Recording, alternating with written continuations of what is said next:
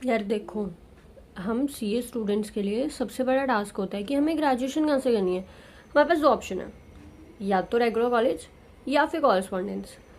तो हम आज ये डिसाइड करते हैं कि हमें क्या ऑप्ट करना चाहिए। पहले ही बता रही हूँ, डिस्क्लेमर ऑफ द वीडियो, मैं डिसाइड नहीं करूँगी कि तुम्हें क्या करना है। मेरा हो गया ब्रो, तुम्हें तुम्हारे लिए डिसाइड करना है। यू आर द पर्सन जो अपनी लाइफ के डिसीजन अब से लेने वाला है। सीए चूज़ कर है ना, तो बी रेडी फॉर दैट। अपनी लाइफ के डिसीजन अब से खुद लेने स्टार्ट कर दो। Be responsible for your own decisions. So हाँ, अब जो भी मैं तुम्हें चीज़ें बता रही हूँ वो किस बेसिस पे बता रही हूँ पहले ये समझ लो। मेरे एक्सपीरियंसेस जो मैंने फेस करे हैं, मेरे फ्रेंड्स के एक्सपीरियंसेस, या जो मैंने चीज़ें देखी हैं सुनी हैं, उन सब बेसिस पे। ठीक है, तुम्हें चूज़ किस बेसिस पे करना है, खुद को इवैल्यूएट करो। पहला मेन चीज़ जो है वो खुद को इवैल्यूएट करो, खुद के बेसिस पे फिर डिसाइड करो कि तुम्हें क्या करना है। सो या मैंने अपनी ग्रेजुएशन लास्ट ईयर कंप्लीट कर ली है from Delhi university school of open learning. So I did my graduation from as well. ठीक है, अब ग्रेजुएशन तो हो गई, आर्टिकलशिप स्टार्ट करनी थी। तो I clear my C A intermediate group 2 in Jan 25। तो उसके बाद मैंने अपनी C A articleship hunt start करी कि चलो यार अब आर्टिकलशिप करनी है। ढूंढते क्या, कोई अच्छी फर्म। ऑब्वियसली सबका होता है कि we have to first try for big 4, then top 20। उसके बाद कुछ नहीं मिले तो यार मिड साइज तो ऑप्शन है ही। सादा सीधा सिंपल। ठीक है, अब बहुत सारी जगह इसीलिए नहीं, मतलब बहुत सारे ऐसी फर्म्स हैं, टॉप फर्म्स हैं, मेनली टॉप फर्म्स में ये होता है कि वो तुम्हारा सीवी इसीलिए रिजेक्ट कर देते हैं just because you are not from regular college. तो हाँ, ये इशू आता है। रेगुलर कॉलेज मैटर करता है in your articleship. Big fours, top 20 firms, they prefer regular college students more than a एस12 स्टूडेंट। अब तुम बोलोगे कि यार रेगुलर कॉलेज तो बढ़िया है, फिर तो रेगुलर कॉलेज ही करना चाहिए। Pro, every coin has two sides. तो दूसरी साइड देखते हैं, दूसरी साइड क्या होता है।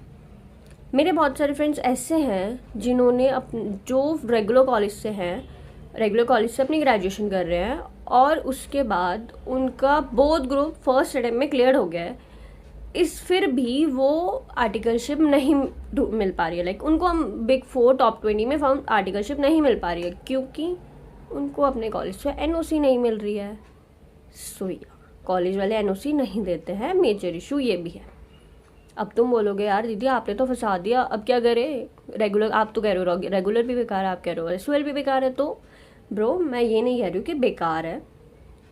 फर्स्ट ऑफ ऑल इवैल्यूएट करो, मैंने पहले ही बोला था इवैल्यूएट करो खुद को। तो अब हम इवैल्यूएट किस बेसिस पे करें, आप ये भी बता दो। तो बेसिस क्या है ये देखो, तुम हो बहुत अच्छे स्टूडेंट हो, बहुत अच्छे से पढ़ते हो, you are very good in your academics. 12th में अच्छा स्कोर था, बट 12th के स्कोर से एडमिशन नहीं होता है, you have to give CUT। ठीक है, CUT देते हैं, CUT के लिए जो भी सिलेबस है, जो भी सब चीज़ें हैं, प्रिपेयर करना शुरू करते हैं। अगर तुम्हें अच्छा कॉलेज मिल रहा है, if you have SRCC, if you got Hansraj, if you got any top college of Delhi University, तो ब्रो गो फॉर इट, क्योंकि उसका बेनिफिट मिलता है। सो तुम्हें ये फ़ायदा होगा उस चीज़ से कि ब्रांड नेम मिल रहा है, मेन ब्रांड नेम, तुम्हें कॉलेज का ब्रांड नेम मिल रहा है। और अगर तुम टॉप कॉलेजेस से हो तो तुम्हारे चांसेस ज़्यादा हो जाते हैं कि तुम्हें कोई भी बिग 4 या टॉप 20 फॉर्म मिल जाती है। सो ये है। लेकिन अगर तुम्हारा कॉलेज ऐसा है जहाँ पे मतलब वो अच्छा टॉप कॉलेज नहीं है, ऐसे कोई भी ऐसी कॉलेज है नॉर्मल कॉलेज, और वहाँ पे अटेंडेंस का भी बहुत ज़्यादा इशू है, तो यार अब हम क्या करें। कॉलेज भी अच्छा नहीं है, अटेंडेंस का भी इशू है, हम पढ़ भी नहीं पा रहे, हम सीए का भी नहीं कर पा रहे, मतलब सीए का ऑब्वियसली सीए का नहीं पढ़ पा रहे, तो अब हम क्या करें। तो यार मत करो फिर, ठीक है, फिर मत करो, फिर ओपन के लिए जाओ। तो अब हमने इससे क्या सीखा, पहली बात, अगर टॉप कॉलेज मिल रहे हैं CUT के स्कोर पे या जो भी तुम्हारे स्कोर के बेसिस पे, तुम्हें अगर टॉप कॉलेज मिल रहा है गो फॉर इट। कोई भी अगर अच्छा कॉलेज नहीं मिल रहा है और अटेंडेंस का इशू है तो मत जाओ, फिर SOL के लिए जाओ। ठीक है, अब हमने ये देख लिया। उसके बाद अगर तुम्हारा ये इशू है कि तुम दो चीज़ें साइमल्टेनियसली मैनेज नहीं कर पा रहे हो, मतलब तुम कॉलेज और अपनी सीए स्टडीज़ मैनेज नहीं कर पा रहे हो या कर सकते हो, तुम्हें पता है ये चीज़ कि तुम इतना स्ट्रेस मैनेज नहीं कर सकते हो, तुम्हें अपनी life easy peasy lemon squeezy जीनी है, तो bro don't go for regular college, opt for SOL. ठीक है, तो दूसरा क्राइटेरिया ये था, स्ट्रेस।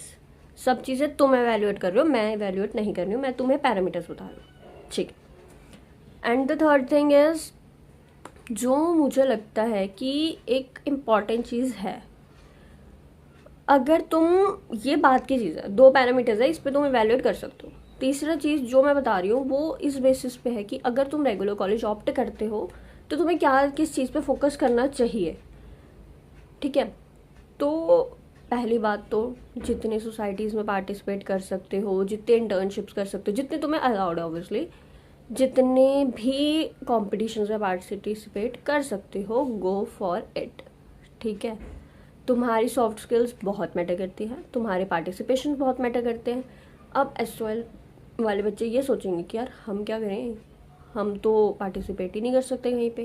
ब्रो ऐसा नहीं है, जो भी तुम्हारे आईसीएआई के जो भी रीजनल सेंटर्स हैं वहाँ पे कॉम्पिटिशन्स होते हैं, डिबेट कॉम्पिटिशन्स होते हैं, प्रेजेंटेशन कॉम्पिटिशन्स होते हैं, जितने भी कॉम्पिटिशन होते हैं जहाँ तुम्हें मौका मिल रहा है, गो फॉर इट। ठीक है, आर्टिकलशिप में तुम्हारी सॉफ्ट स्किल्स, तुम्हारी एक्स्ट्रा करिकुलर बहुत बहुत बहुत बहुत ज़्यादा मैटर करती है।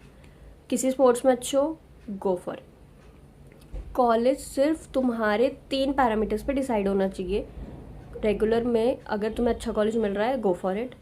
तुम स्ट्रेस मैनेज कर सकते हो, गो फॉर रेगुलर कॉलेज। और the third thing is that कि थर्ड थिंग क्या बताई थी मैंने, कि अगर तुम्हें एनओसी तुम्हारे यहाँ पे तुम्हारे कॉलेज में अगर वो बोल रहे कि हम एनओसी दे देंगे और अटेंडेंस का इशू नहीं है, then go for regular college.